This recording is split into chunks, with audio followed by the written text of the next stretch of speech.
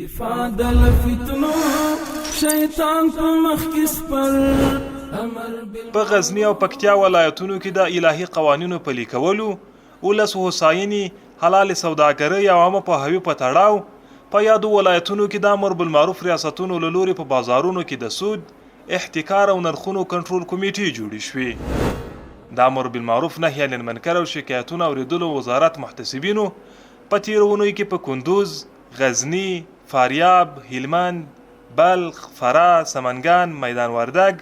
او سرپل ولایتونو کې 15 بیلابیل شخړې او دښمنۍ حل کړي دي او په دښمنیو کې له کیلو کسانو یې غوښتي ترڅو د بې ځایه شخړو او ستونزو له راولاړولو لاس پر سر شي، خپلې ستونزې د خبرو اترو له لارې حل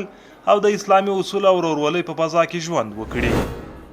د امر بالمعروف نهي عن المنکر او شکایتونو اوریدلو وزارت محتسبینو په تیره اونۍ کې په کابل، سمنګان، غزنی او بلخ ولایتونو کې 11 تنه هغه ماهر کوډګر چې د کوډو له لارې د کورنیو ترمنځ د نفاق او ځینو ټولنیزو او کورنیو ستونزو راولاړولو لامل شوي وو د خلکو په همغږۍ نیولي دي او د لومړنیو څېړنو وروسته د شرعي پریکړې په موخه عدلي او قضایي ارګانونو ته سپارلي دي.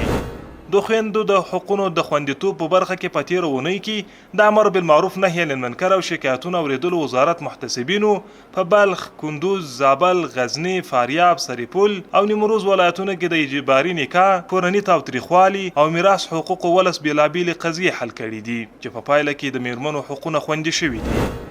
د امر بالمعروف نهي عن المنکر او شکایتونو اوریدلو وزارت اړوند د محتسبینو د اصلاح او روزنې ریاست له لوري په تیره اونۍ کې په هرات او بادغیس ولایتونو کې محتسبینو ته د نوي قانون د اورولو او په دعوتي برخه کې د وزارت له لوري د شوو سپارښتنو پلي کولو په موخه څلور ورځني روزني سیمینارونه پای ته ورسېدل. شیطان په مخ کې سپر امر بالمعروف نهي عن المنکر، امر بالمعروف نهي عن المنکر.